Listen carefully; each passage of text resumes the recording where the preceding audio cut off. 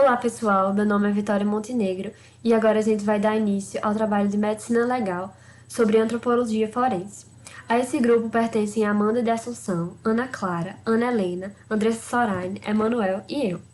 Agora vamos dar início à minha parte da apresentação. Primeiro, conceituando o que é Antropologia Forense. A Antropologia Forense é o ramo da medicina legal que estuda a identidade e a identificação do ser humano através de processos técnicos científicos organizados de individualização do ser. Agora vamos falar um pouco sobre o conceito de identidade. Segundo Genival Veloso, o conceito de identidade está relacionado com um conjunto de caracteres que individualiza uma pessoa ou uma coisa, fazendo-a distinta das demais. Segundo o dicionário Moraes, identidade é a qualidade de ser a mesma coisa e não diversa. E segundo a Freud Peixoto, a identidade é o conjunto de sinais ou propriedades que caracterizam um indivíduo, entre todos ou entre muitos, e o revelam em determinada circunstância. E que estes sinais são específicos e individuais, originários ou adquiridos. Ou seja, a identidade está relacionada com características que são únicas àquele indivíduo. É importante ressaltar que nesse trabalho a gente vai tratar da identidade objetiva, como sendo aquela que permite afirmar tecnicamente que determinada pessoa é ela mesma por apresentar um elenco de elementos positivos e mais ou menos perentes que a faz distintas das demais, e não sobre a identidade subjetiva, que é aquela sensação de que o indivíduo tem de que foi e será ele mesmo, ou seja, a consciência da própria identidade. Então, primeiro a gente falou sobre o conceito de identidade e agora a gente vai falar sobre o conceito de identificação. Esses dois conceitos eles estão intimamente relacionados. A identificação é o processo pelo qual se determina a identidade de uma pessoa ou de uma coisa. E para se identificar uma pessoa, é preciso determinar uma individualidade e estabelecer caracteres ou conjuntos de qualidades que fazem essa pessoa única, diferente das demais e igual apenas a si mesma. Falando um pouco sobre o processo de identificação, o que se tem é que a história da identificação ela já é muito antiga. Já no Código de Hammurabi existem referências sobre formas de identificação dos criminosos conforme a gravidade dos crimes que eles faziam. E com o tempo a ciência ela foi se desenvolvendo e oferecendo outros recursos para a estruturação da identificação científica. Primeiro se faziam os usos dos dados antropométricos e depois, com uma maior evolução, se pôde utilizar a hemogenética forense. Para se ter um processo de identificação considerado aceitável, a gente precisa preencher algumas condições que são os fundamentos biológicos ou técnicos desse processo. Um deles é a unicidade, que está relacionada com a individualidade do ser que está sendo identificado. Essa individualidade são elementos característicos daquele indivíduo e que o faz diferente dos demais. Além disso, existe a imutabilidade. A imutabilidade são características que não mudam ao longo do tempo. Isso está bastante relacionado com o terceiro fundamento, que é o de perenidade. Perenidade é a capacidade de certos elementos resistirem à ação do tempo. Um exemplo que se dá é o esqueleto. Além disso, o processo de identificação ele precisa de viabilidade, e com isso a gente tem o fundamento da praticabilidade. O processo ele precisa ser simples, não tão complexo, tanto no que tange à obtenção, quanto no registro dos caracteres. Além disso, além da praticabilidade, existe a classificabilidade, que se relaciona com a metodologia. É necessária que se faça uma estruturação boa dessa identificação para que se tenha rapidez e facilidade na busca dos registros. E aí a gente diferencia também o reconhecimento da identificação. O reconhecimento ele se relaciona com admitir como certo, sem um rigor científico, diferente da identificação. Por exemplo, como você diz que você conhece um parente ou um conhecido. Já a identificação ela é um conjunto de meios científicos ou técnicas que se usa para obter justamente a identidade. E aí, essa identificação ela se divide em dois, que é a identificação médico-legal e a identificação judiciária ou policial. Dito isso, a gente vai falar um pouco sobre a identificação médico-legal propriamente dita. Ela é feita por médicos legistas, porque exige o conhecimento de ciências acessórias, e vão ser avaliados vários aspectos, dentre eles o de espécie. Por quê? Porque essa diferenciação entre espécie pode ser que não seja tão simples, porque existem situações em que há apenas porções do corpo a ser analisado. E como é que vai ser feita essa avaliação? Vai ser feita através dos ossos, um dos meios é através dos ossos, e se avalia os canais de Havers, que a gente estudou em histologia, a forma, o diâmetro e o número. E a partir disso se vai verificar se o osso é de um animal ou se o osso é de um ser humano. Outra forma de identificar a espécie é você fazendo a avaliação do sangue. Mas primeiro você tem que ver se o material que você coletou é mesmo sangue. E para isso você vai procurar por cristais de Teichmann na amostra ou fazer a técnica de Adler. A partir disso, depois, para se verificar qual é a espécie, você utiliza uma identificação mais específica, que é avaliando características morfológicas dos elementos sanguíneos ou fazendo a albumino-reação. Outro aspecto a ser analisado através da identificação médico-legal é a questão da raça, em que são divididos 5 tipos étnicos fundamentais. O primeiro deles é o tipo caucásio, em que o indivíduo tem a pele branca, os cabelos lisos ou crespos, louros ou castanhos, as íris azuis ou castanhas e um contorno crânio-facial anterior ovoide. O tipo mongólico, o indivíduo tem a pele predominantemente amarelada, com cabelos lisos e a face achatada de frente para trás. O tipo negroide vai ter a pele negra, os cabelos crespos, o crânio pequeno, as íris geralmente são castanhas e o nariz é pequeno, largo e achatado. Tem o tipo indiano, que é um pouco controverso, e ele não se configura como um tipo racial bem definido, mas sabe-se que ele tem estatura alta, uma pele amarelado trigueiro, predominantemente tendente ao avermelhado, e aí tem cabelos pretos, lisos e espessos, e as íris castanhas. Por fim, tem o tipo australoide, que vai ter uma estatura alta, a pele trigueira, o nariz curto e largo. Aí outra forma de se caracterizar a raça é através dos elementos de caracterização facial. E aí nisso a gente vai ter a forma do crânio, o índice cefálico, que vai classificar o crânio em dólico-cefálico, mesocefálico e braquicefálico, o índice tíbio-femoral, que é a divisão do comprimento da tíbia vezes 100 pelo comprimento do fêmur, o índice rádio-humeral, que é o resultado da divisão do comprimento do rádio vezes 100 pelo comprimento do húmero, e o ângulo facial.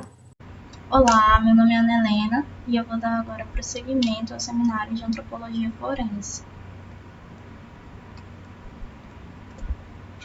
Bom, antes de nós partirmos para como identificar o sexo, é importante entender que existem várias definições para classificar sexo. Por exemplo, morfológico, que é a partir da configuração fenotípica do indivíduo, cromossomial, que é a partir dos cromossomos sexuais, XX nas mulheres, XY nos homens, gonadal, pela presença de testículos nos homens e de ovários nas mulheres, cromatínico, pela presença dos corpúsculos de Barr nos nucleus das células femininas, da genitália interna, pelo desenvolvimento das estruturas dos ductos de Wolff ou dos ductos de Muller, da genitália externa, pela presença de pênis e escroto nos homens e de vulva, vagina e mamas nas mulheres, o sexo jurídico, que é aquele do registro civil, o de identificação, que é como o próprio indivíduo se vê, e o médico legal, que é aquele constatado por perícia médica, caso de indivíduo com genitália dúbia ou sexo duvidoso. Vale destacar que indivíduo vivo ou recentemente morto, fazendo um exame externo, geralmente já dá para identificar o sexo. Já se o cadáver estiver mutilado, ou em estado de putrefação, vai-se necessário abrir a cavidade abdominal para ver se encontra útero e ovário no caso das mulheres ou próstata no caso dos homens. Diante de genitália dúbia, pode-se fazer, por exemplo, a pesquisa dos corpúsculos de Barr, para ver se é mulher ou homem. A determinação no esqueleto é o que eu vou falar agora. O que a gente faz quando só tem ossos? Se você tiver os ossos do crânio, por exemplo, Existe uma diferença entre o crânio feminino e o crânio masculino. Geralmente o masculino é mais volumoso, a mandíbula é mais pesada, as apófises mastoides e os arcos superciliares são mais proeminentes e os côndilos occipitais são longos e delgados, enquanto os nas mulheres são curtos e largos. Essa é uma forma, por exemplo. Nós também podemos, a partir do crânio, utilizar esse equipamento que se chama craniômetro de Galvão. A partir do meato acústico externo, são medidas várias distâncias para 11 pontos craniométricos. Se você somar essas distâncias e der inferior a 1000 milímetros, é fortemente sugestivo que esse seja um crânio de mulher. Pode-se usar ainda isoladamente o ângulo mandibular, que é mais aberto nas mulheres do que nos homens, a distância entre os forames infraorbitários, que é maior nos homens, e o índice de Bandurin, que é a largura máxima do côndilo occipital vezes 100 dividido pelo comprimento máximo desse côndilo. Só que o índice de Bandurin, particularmente, ele não é tão seguro. A mandíbula também possui um dimorfismo sexual proeminente, então é possível distinguir uma mandíbula masculina de uma mandíbula feminina. Geralmente a masculina tem os côndilos mandibulares mais robustos, a forma do arco dental é retangular ou triangular, enquanto nas mulheres é arredondado ou triangular. Como eu falei anteriormente, o ângulo nos homens é mais fechado do que o ângulo mandibular das mulheres, e as rugosidades das inserções musculares são mais ásperas ou marcadas nos homens. Outra estrutura óssea que pode ser utilizada para determinar o sexo do esqueleto é a pelve, sendo em geral a pelve masculina mais rugosa, com inserções musculares marcadas com forma de coração, enquanto a feminina é mais lisa, forma circular. O ilho e a sínfise púbica dos homens geralmente são altos, enquanto os femininos são baixos. A articulação sacroiliaca, o acetábulo e o buraco obturador dos homens geralmente é grande, enquanto o feminino é pequeno. O ângulo subpubiano nos homens é estreito, em forma de V, enquanto nos femininos é amplo, em forma de U. E o sacro dos homens é longo, estreito e pouco curvo, enquanto das mulheres é curto, largo e amplamente curvado. Então essas são formas de você determinar o sexo a partir de estruturas ósseas, que você vai utilizar dependendo do que você tiver disponível. Com relação à idade, existem várias coisas que podem te ajudar a estimar a idade. Por exemplo, se está na vida intrauterina, como a gente estudou em obstetrícia, a partir de aspectos morfológicos e de algumas medidas. Você pode considerar a aparência, embora isso não seja muito preciso. Você pode diferenciar, por exemplo, um bebê de uma pessoa idosa, mas não dá para precisar exatamente qual é a idade. Com relação à pele, o que mais ganha destaque são as rugas, que começam a aparecer por volta dos 25 e dos 30 anos na comissura externa das pálpebras, e depois vão surgindo em outros lugares. Os pelos, eles surgem nas meninas na parte genital por volta dos 12 e 13 anos, enquanto nos meninos são 2 anos mais tarde. E os pelos pubianos, eles aparecem 2 anos antes do que os pelos axilares. Os dentes, eles também podem ser muito úteis nas estimativas da idade, tanto em questão de número, por exemplo, se você tem arcada dentária superior e inferior 12 e 12, esse indivíduo tem menos de 14 anos. Se você tem 14 e 14, ele tem entre 14 e 18 anos. E se você tem 16 e 16, tem mais de 18 anos. E ele também, além dessa forma, pelo número de dentes, também você pode estudar cada dente isoladamente para estimar a idade do indivíduo. No globo ocular, o que mais se destaca é o arco senil, que também vai ter uma foto mais na frente. A radiografia de ossos, ela vai ver tanto os pontos de ossificação quanto os pontos de soldura das epífises e diáfises. E aí, geralmente, é muito utilizado a questão dos ossos do punho. Você faz um raio-x dos ossos de punho da mão direita e compara com o do látex para estimar a idade. Lembrando aqui que, geralmente, as solduras acontecem primeiro nas mulheres do que nos homens, né? As estruturas do crânio, elas vão se apagando ao longo do envelhecimento. E a estrutura mais confiável para você estimar a idade é a sagital. O ângulo mandibular, mais uma vez, pode contribuir também para você estimar a idade, além do sexo. Aqui eu trago uma foto das rugas na face anterior do tragus, que Elas começam a surgir por volta dos 30 anos e a partir dos 40 anos elas geralmente são em número de duas. Aqui uma foto do arco senil, que está presente em 20% das pessoas com mais de 40 anos e em 100% das pessoas com mais de 80 anos. É esse círculo, né, esse contorno acinzentado na íris. Aqui uma radiografia de osso de punho sendo comparado com a do Atlas. A estatura do vivo ela é medida em pé, o cadáver ela é medida deitada. Então, geralmente, no cadáver vai da região mais superior, né, do crânio até a face inferior do calcanhar. Quando a gente dispõe de apenas alguns ossos longos, existem várias tabelas. Eu trouxe uma tabela, aqui a tabela geométrica de Broca, em que você vai olhar o sexo, vai medir algum osso e vai multiplicar por essa constante. Tem aqui para cada osso e para cada sexo. Valendo também lembrar que uma coisa que eu não falei aqui nesse slide é que existe uma diferença da estatura do vivo para o cadáver, porque no vivo a posição bípede faz com que se achate os discos intervertebrais. Então tem uma diferença aí de por volta de 2,5 centímetros na estatura do vivo para o cadáver. Existem alguns sinais individuais que podem ajudar na identificação, por exemplo, de um cadáver de alguém desconhecido, como manchas, nervos, verrugas e unhas roídas, assim como as malformações, tanto as congênitas quanto as adquiridas, que eu trouxe alguns exemplos de lábio leporino, gênus valgus, gênus varus, pé torto, consolidação viciosa de uma fratura, mama supranumerária, desvio de coluna, polidactilia, sindactilia. Aqui uma foto da ectrodactilia e da mama supranumerária.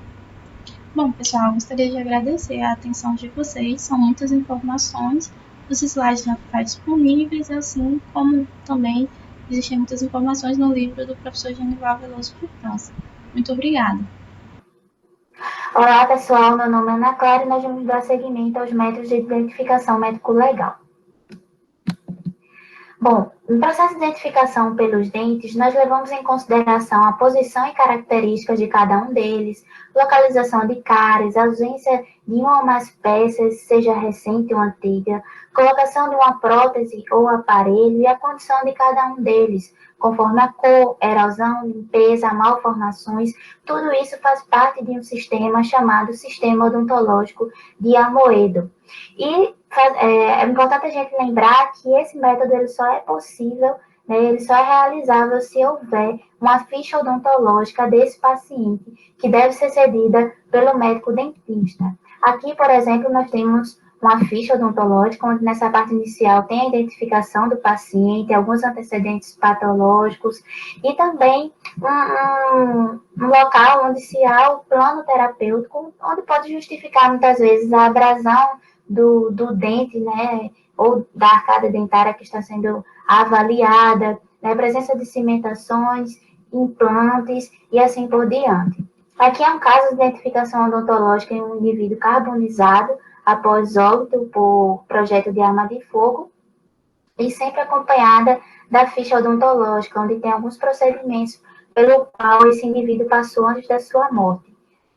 Importante salientar que é uma porção do nosso corpo que resiste às várias intempéries, justificando muitas vezes o que a antropologia forense faz, né, como representação. Muitas vezes a arcada dentária ela é comparada a uma caixa preta do nosso corpo. E por quê? Por resistir a extremas temperaturas, ao tempo de putrefação, a alguns agentes químicos, tudo isso fazendo parte desse processo, né, na verdade, preservando muitas informações que podem trazer a identidade desse indivíduo.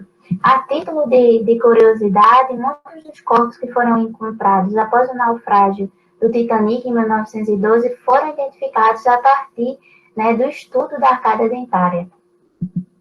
Outro tipo de método que a gente pode citar é a palatoscopia ou rugoscopia palatina, que é esse processo de identificação humana através da inspeção das rugas palatinas transversas encontradas na abóbada da boca. Essa aplicação, né, é possível em cadáveres recentes, alguns estudos trazem que esse estudo pode ser feito até 9 dias após o óbito, em indivíduos vivos também é possível, É útil naqueles onde os dentes não podem ser avaliados e é importante porque os acidentes anatômicos dessas rugas palatinas são exclusivas de cada indivíduo e imutáveis, até mesmo nos gêmeos monozigóticos.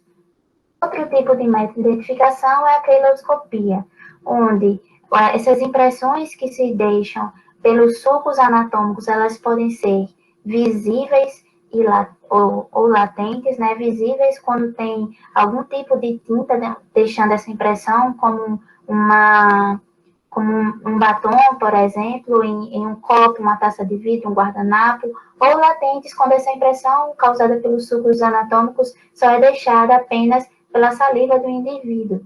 É importante a gente frisar que esses sucos anatômicos mudam com o passar do tempo. Por exemplo, em indivíduos idosos, há-se um apagamento desses sucos labiais, principalmente dos lábios superiores. Porém, apesar dessas limitações, é um método que é bem utilizado na investigação criminal. Por exemplo, em tentativas de sufocação, impressões deixadas em travesseiros. Ajuda no processo de identificação do indivíduo quando presente são os sinais profissionais, estigmas decorrentes da constância de um trabalho, como calosidade nas mãos de um agricultor, de um sapateiro, ou nos pés de uma bailarina, por exemplo. Cicatrizes que trazem não só informações para identificação do indivíduo, como antecedentes patológicos e cirúrgicos, como é o exemplo daqui dessa cicatriz pós-cesárea.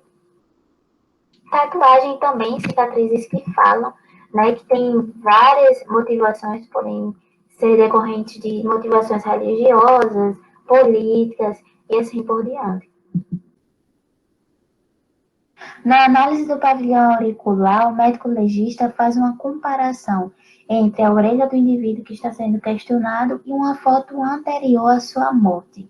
Os elementos importantes que deve se atentar são o contorno posterior e o superior, a forma da concha, a separação em relação ao plano lateral da cabeça, dimensões, alterações, deformações, todas as características que podem trazer a identidade daquele indivíduo. É importante ressaltar que o médico legista ele não pode fazer uma comparação entre uma orelha esquerda e direita, por exemplo, pois entre elas há diferenças.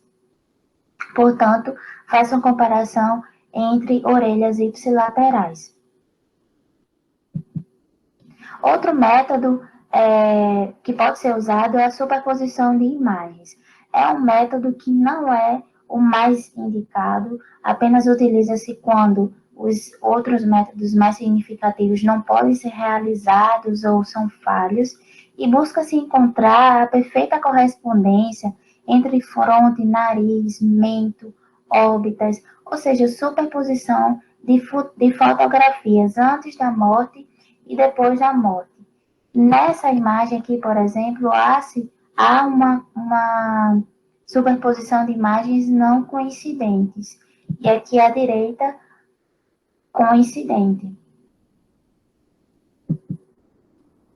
Na radiografia, assim como na superposição de imagens, também é feita apenas quando outros métodos mais significativos são falhos. Na radiografia, se faz uma comparação entre radiografias antes da morte e depois da morte. Podem ser do crânio, da face, dos ossos longos, dos dentes, mas dentre essas que eu citei, a mais utilizada é da face. Quando se tem essa radiografia da face, a gente analisa os seios frontais ou maxilares. Nessa foto aqui, nessa imagem aqui que vocês podem ver, em cima, antes da morte e depois da morte desse indivíduo que está sendo questionado, uma perfeita correlação, né, uma perfeita coincidência, identificando que pertence ao mesmo indivíduo. Quando se tem uma radiografia do crânio, a gente estuda as marcas vasculares deixadas pela artéria meníngea média. E, de uma forma geral, em todas as radiografias, o médico legista ele se atenta a alguns elementos importantes, como a presença de próteses, malformações, placas metálicas, consolidações viciosas e todas as características que podem trazer a identidade desse indivíduo.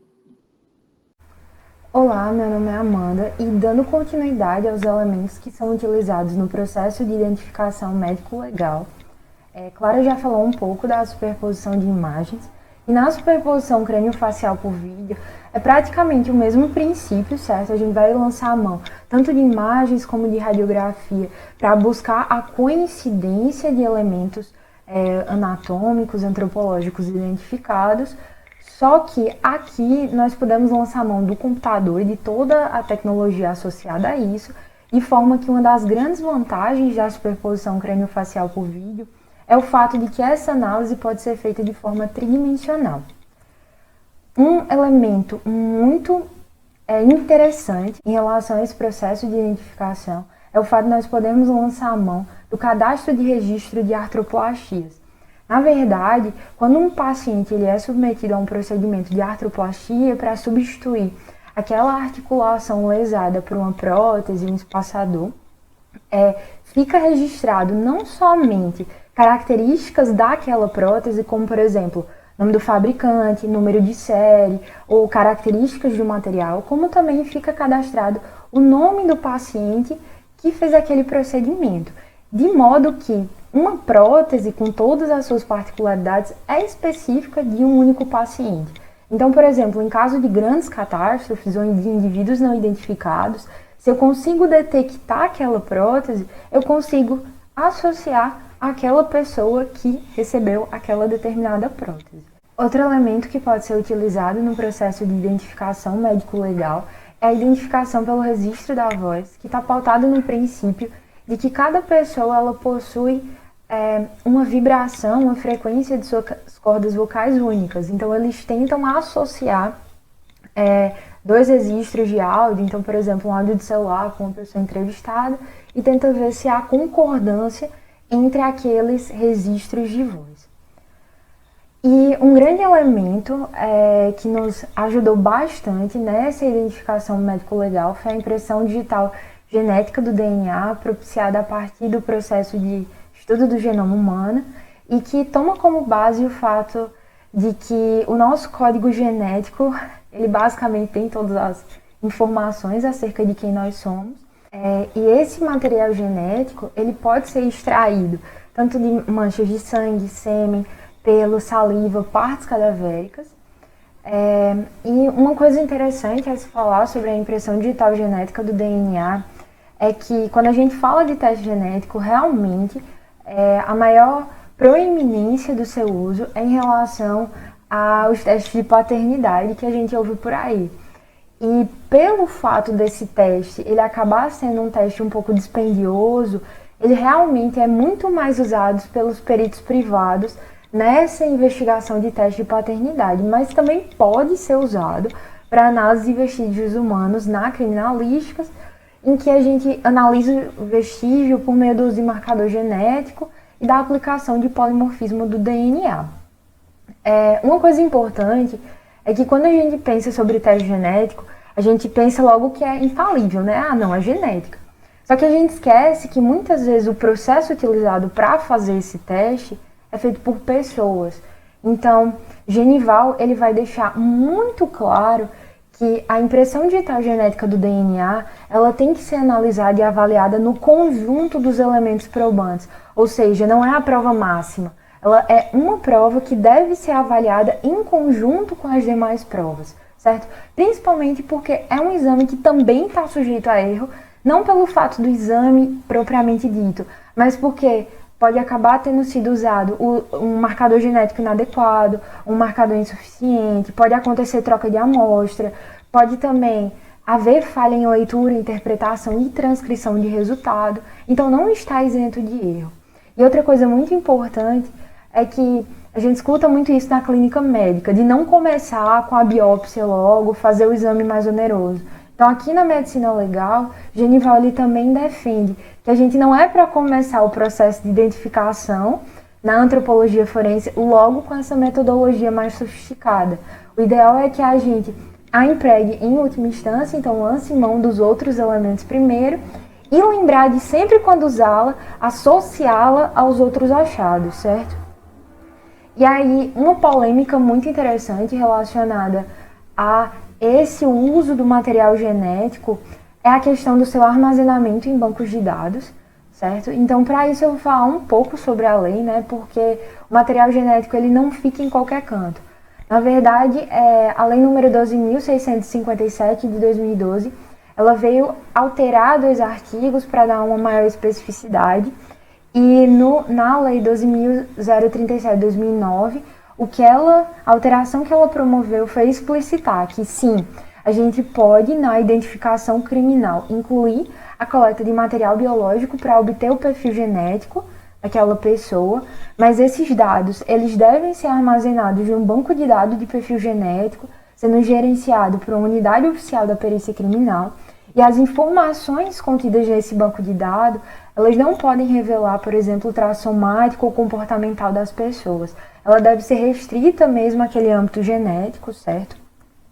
E uma coisa importantíssima é que esses dados, eles têm caráter sigiloso. Então, aquela pessoa que permitiu promover sua utilização para fins diversos do previsto nessa lei ou decisão judicial, vai responder civil, penal e administrativamente.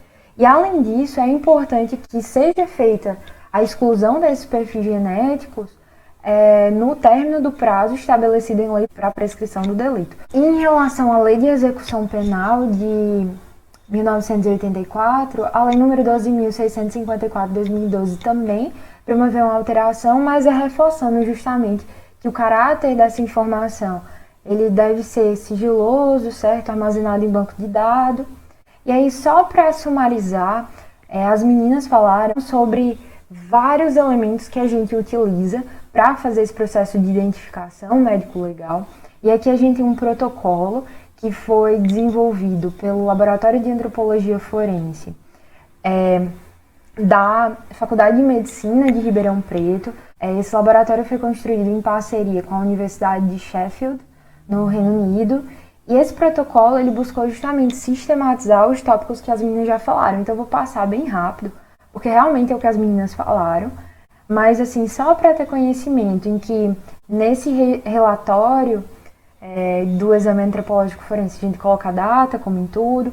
A gente faz uma descrição geral dos restos, do estado de preservação do corpo. E aí é feito um resumo e conclusão. A pessoa responsável pelo relatório tem que assinar, colocar o nome, a qualificação, também a data. E aí vai ser feito tanto o inventário do esqueleto, com fotografias. Vai ser feito, como a Ana falou, a determinação do sexo, tanto pela pelve quanto pelo crânio. A gente vai averiguar a ancestralidade, idade em adulto, idade em jovem, considerando suas especificidades nessa avaliação. É analisada também a estatura, avaliada também destreza manual. É feito um inventário da dentição, como Clara falou, é descrita a idade estimada pela dentição. Também são descritos a veste e outros itens, certo? E, por fim, é identificado características e achados patológicos do corpo. Então, por exemplo, como Clara falou, questão de tatuagem, cicatriz, busca-se também achados patológicos em cabeça e pescoço, tronco, braço, perna, e é feito tanto o diagrama anterior do corpo como posterior e colocada a causa de morte, certo? Bonitos e bonitas, então, meu nome é Andressa e darei continuidade ao trabalho, começando por explicar para vocês o que seria a identificação judiciária. Então, a primeira pergunta a ser feita é: o que é isso? A gente viu com Clarinha, com a Clara, o que seria a identificação médico-legal e a gente viu que precisa de conhecimento médico-legal. Ao contrário dela, a judiciária, como o próprio nome já dá uma ideia, não precisa desses conhecimentos médico-legais. Ela vai usar principalmente dados antropométricos e antropológicos para a gente identificar, para identidade civil e caracterização dos criminosos, que eles sejam primários, que eles sejam residentes. Maravilha. E quem faz isso? Seria justamente os peritos especializados nessa identificação judiciária. Tem a pessoa especializada nisso. Como a identificação médico-legal, a identificação judiciária, ela também vai precisar de alguns fundamentos biológicos ou técnicos, nesse caso técnicos, para dizer se aqueles dados eles são elegíveis, eles têm uma segurança legal, eles são seguros de confiar, eles têm uma credibilidade, que seriam, como já foi explicado lá no início do trabalho, se não se lembram, que seriam quais fundamentos? Unicidade, imutabilidade, perenidade, praticabilidade e classificabilidade. Agora, a gente vai dar seguimento, vendo alguns métodos de identificação judiciária, começando pelos mais antigos. A gente sabe que os processos antigos, o primeiro que a gente sabe, pelo menos, o mais antigo talvez seja o ferrete, que consistia basicamente em pegar um ferro com algo na ponta que iria marcar as pessoas. Essas pessoas normalmente eram delinquentes e criminosos. E dependendo do crime que elas faziam, a letra que elas eram marcadas eram diferentes. E tinha o objetivo de punir e identificar essas pessoas. Outro processo antigo também é a mutilação. Essa mutilação ela foi feita também para identificar criminosos e delinquentes e retiravam uma parte do corpo, dessas pessoas, como a ablação das orelhas, narinas, línguas e até castração. Maravilha, certo? Outro processo de identificação seria o assinalamento sucinto. Consistia basicamente em descrever as características de uma pessoa. Pensa numa descrição de alguém. Seria esse assinalamento sucinto. Por exemplo, a gente vai dizer a estatura, a raça, a composição física, a idade, cor dos olhos, cor do cabelo e algumas alterações mais apelativas da pessoa, como tem tatuagem, tem uma pinta no rosto, ou tem uma queimadura no braço, alguma coisa desse tipo. Tá bem? E a gente sabe que o assinalamento sucinto ainda hoje é importante, tem grande aplicabilidade para a polícia, principalmente na procura de pessoas desaparecidas, tanto para mídia, tanto para documentos policiais e etc. Outro processo seria a fotografia simples. Sabe a foto 3, 4 que a gente tira para identidade? Seria uma fotografia simples de um processo de identificação. Mas, como a gente já pode pensar, tem algumas desvantagens desse método, que seria justamente a dificuldade de classificação. Como é que eu vou classificar uma foto? Não sei muito. Teria também os problemas com sósias. A gente sabe que cada pessoa tem pelo menos uns 7 sósias, não é isso? Então, tem um problema com sósia. E também tem a questão do tempo. A pessoa muda com o tempo. Então, as fotos elas também vão mudar com o tempo. Mas, mesmo assim, nós não se pode tirar a importância de que essas fotos elas tenham reconhecimento de pessoas procuradas. Outro processo de identificação seria o retrato falado. O retrato falado, vocês podem ler direitinho aqui o que está sendo dito, mas, resumindo, de uma maneira mais didática para vocês, seria justamente eu preciso encontrar alguém, saber quem é essa pessoa, mas eu não tenho acesso a ela. Então, eu vou pegar pessoas que a viram, que sabem como ela é, e pedir para que elas descrevam como essa pessoa é. Normalmente, as mulheres elas têm uma memória melhor, elas conseguem ter uma memória mais detalhada e dar mais detalhes, dar mais pormenores de como seria essa aparência dessa pessoa. Então, a gente vai dizer como é o cabelo, como é a estatura, qual é o formato do rosto, formato dos lábios, formato do nariz, como é a íris dessa pessoa. Então, a gente vai... E quem vai fazer isso é um desenhista que tem alguma técnica, tem alguma prática nisso. É importante ressaltar que o retrato falado, apesar de ser muito importante para a identificação dessas pessoas, para se ter uma noção de como são esses criminosos, essas pessoas, ela não é uma prova. Então, não tem essa serventia de ser uma prova.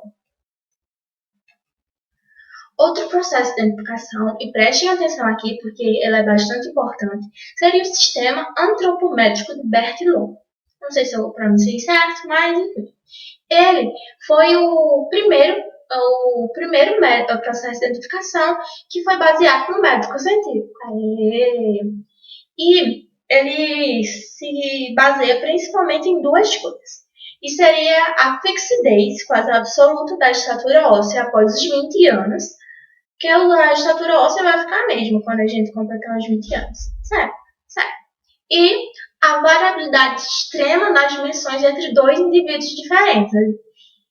O que eu quero dizer com isso? Né? O que eu quero dizer com isso, então? Quero dizer que nesse método a gente pegava as pessoas e faziam várias medidas. E essas medidas eram milimétricas, como dizer o diâmetro da cabeça, dizer o diâmetro da fronte, tirar a estatura, que é a distância entre um braço e outro, com eles abertos. Então, eram 11 medidas mais ou menos nesse segmento.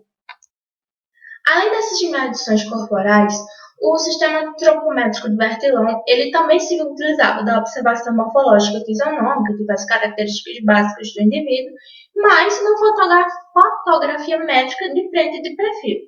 Só da gente falar desse sistema, a gente sabe que ela é um pouquinho detalhada demais, né? Talvez seja um pouquinho complicado de se aplicar e estamos corretos. A desmontagem desse sistema, desse método, é justamente o empecilho prático de execução dele e de arquivamento, de classificação. É importante ressaltar que ele não é classificador, ele é excludente.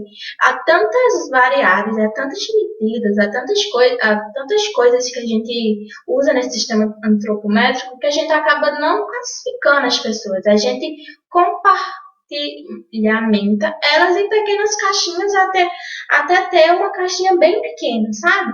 Então, ele é excludente. E a gente vai ter dificuldade de obter, outra desvantagem é que a gente tem dificuldade de obter medidas exatas com ele.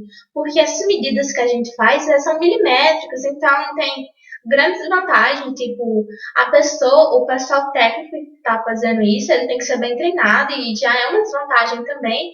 E outra coisa seria justamente que a gente vai ter o aproveitamento de pessoas apenas numa faixa etária. Porque a gente se baseia na fixidez da estatura óssea. Só que a estatura óssea só vai ser fixa em pessoas com mais de 20 anos. Quando a pessoa for idosa, não vai ter essa fixidez mais. E nem quando ela estiver crescendo com menos de 20 anos. Então, se aproveita apenas para certas pessoas. Maravilha. Dando prosseguimento, outro processo de identificação que a gente vai ver é o sistema geométrico de Matos. Ele seria baseado nas medidas da região fixa da face da gente. A gente vai pegar uma foto de antes e depois e vai dividir ela em várias linhas, partindo do dorso do nariz, outras linhas aqui. Como está indicando nessa imagem aqui, a gente vai dividir em vários quadradinhos. E depois que traçar essas linhas da face, a gente vai comparar esses quadradinhos um com o outro e ver se é realmente aquela pessoa. Mas, só de falar, a gente já vê uma desvantagem, né? Classificação. Como é que eu vou classificar esse sistema? Não tem muito. Os resultados eles vão ser bem ruins, porque não tem muito como classificar.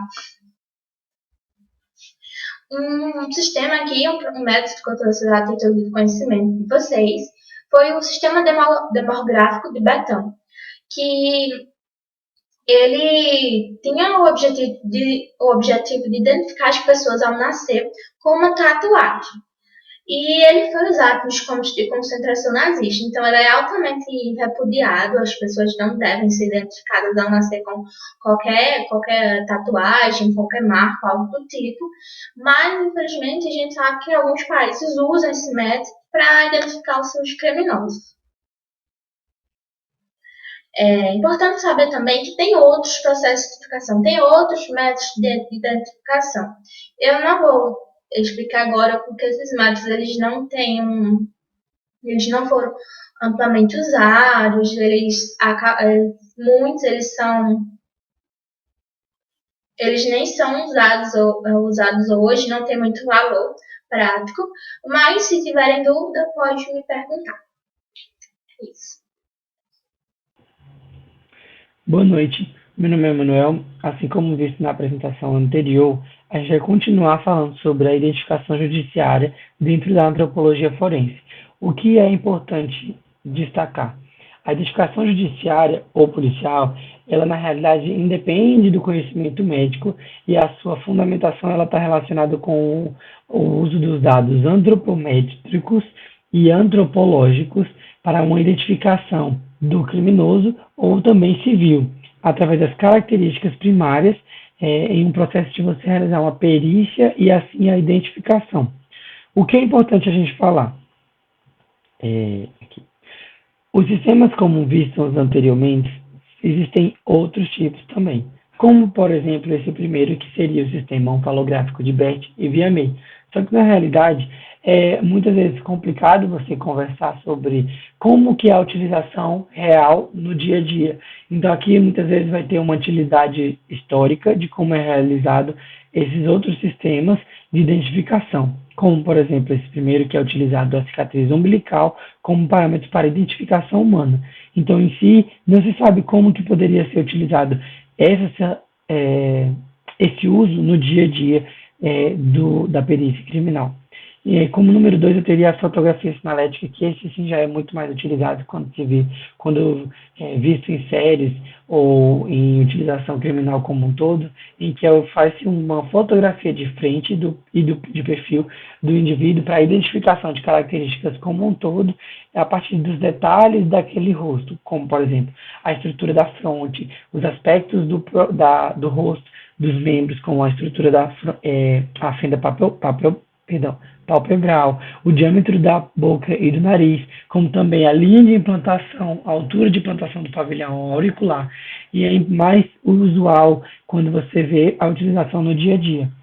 Já o sistema número 3 seria o sistema poroscópico de Locke, que existe uma explicação no livro, mas na realidade a utilização já não é tão facilitada, porque por mais que tenham essas duas características de individualidade e imutabilidade dos poros, eu tenho uma dificuldade de fazer a análise de como seria essa utilização dessas características. Então, o principal sistema que eu queria focar hoje à noite seria o datiloscópio de Funetic, que é justamente utilizando-se das impressões digitais e suas características que eu vou conseguir fazer a identificação dessa pessoa, já que cada pessoa tem é individual das suas características da impressão digital. Dois símbolos importantes que devem ser vistos para poder fazer a caracterização dessas impressões digitais é primeiramente o delta, que tem o seu desenho digital nessa formação como se fosse um triângulo, como vocês podem ver, essa convergência para uma formação de um triângulo, como se fosse um nó, e à direita o núcleo, que seria a convergência em círculos das linhas digitais. Acima do núcleo eu vou ter as linhas ou os sistemas marginais e abaixo eu teria os sistemas basilares. Então, justamente o núcleo estaria no centro desses dois sistemas. Aí embaixo, esses quatro, eu teria os exemplos de como eu posso identificar, a partir de cada impressão digital de cada um dos dedos, de cada um dos dáctilos, a característica principal daquela digital. Como, por exemplo, o primeiro, que eu tenho o verticilo, que seria justamente a composição de dois deltas, um de cada lado, e um núcleo no centro. Já a presilha externa, eu vou ter à esquerda um delta e à direita um núcleo. A presilha interna, que na realidade é só o contrário, que seria o delta à direita e o núcleo à esquerda, e o arco, que seria a caracterização da ausência de deltas e núcleos. Aqui seria um resuminho de como vocês podem classificar e ter as características de cada um, arco com a ausência dos delta, presilha interna e externa com as suas características de inversão, de onde seria a posição do delta e do núcleo, e o verticílio com a presença de dois deltas e um núcleo. Aqui eu queria mostrar um exemplo de como seria realizado a utilização desse sistema e também da arquivação para uma melhor utilização desse sistema em outros momentos. Como, por exemplo, aqui eu mostro a utilização desse código, que seria a ideia de você facilitar o arquivamento, seria a fórmula datiloscópica. A partir do primeiro dáctilo, o polegar, eu mostraria, então, a letra, que ele representa, e os outros 4 dáctilos seriam representados e identificados com números. Por exemplo, aqui à direita eu mostro o arco seria a letra A, ou a letra A quando eu falar sobre o polegar, ou o número 1 quando eu falar de um dos outros 4 dáctilos. Então, voltando para o exemplo, você vê que o V representa, então, um polegar do tipo verticilo, e os números subjacentes seriam, então, os números do dedo indicador médio e anular, que os 3 seriam característicos de uma presilha externa. Como mostrado à direita, vocês podem ver a formação e como eu arquivo, como eu guardo essas impressões digitais e como eu consigo fazer o arquivamento dessas informações por um período muito maior a partir desse código. Não só essas características, eu tenho também outras características, como você pode ver à esquerda, as diversas características, a infinidade quase de características que eu posso utilizar para identificar o tipo de polegar dessa vítima ou criminoso que eu estou tentando identificar. E à direita eu também posso ver a formação de outras características pela convergência das linhas. Por fim, eu gostaria de falar o registro inicial de identificação, que seria o registro dos recém-nascidos. O registro dos recém-nascidos é muito importante de falar porque ele é fundamental para a identificação do recém-nascido e da mãe com uma equiparidade, de qual mãe é qual filho, de cada filho. Então é importante a gente estabelecer a importância disso. Claramente é utilizado então o Estatuto da Criança e do Adolescente para poder fazer a orientação de como deve ser realizado e não se deve armazenar por menos de 18 meses a identificação utilizada para encontrar e dar o match entre filho e mãe. Outra coisa importante é que deve ser utilizado a impressão digital do filho, tanto da mão como do polegar plantar, e também em junção com a impressão digital da mãe. Por que é utilizada a impressão plantar em muitos dos casos? Porque justamente as cristas papilares das digitais do plantares, elas são melhores identificadas quando são crianças, enquanto que da mão eu posso ter uma alteração. Então, demonstrando a característica de perenidade e imutabilidade das cristas digitais. Ademais, eu também tenho as pulseiras para poder realizar essa identificação. Só que é um problema porque ela pode ser falha muitas vezes quando eu tenho o rompimento da pulseira ou quando eu tenho a limpeza das características ou identificação da pulseira. Então, é um problema muitas vezes. E recentemente também é utilizado o material genético como individualização e identificação desses pacientes. Contudo, a partir da ideia da consulta do CFM, eu consegui encontrar na internet essa consulta e a realidade que muitas vezes não é utilizado pela onerosidade de manutenção desse sistema para guardar as características. Então, ainda assim, por mais que seja algo muito bom de identificar, muito preciso, ele é difícil de realizar no geral, no contexto, quando você utiliza a ideia de custos embutidos e as outras características desse processo. Então é isso, agradeço, esse é o nosso trabalho e essas são nossas referências.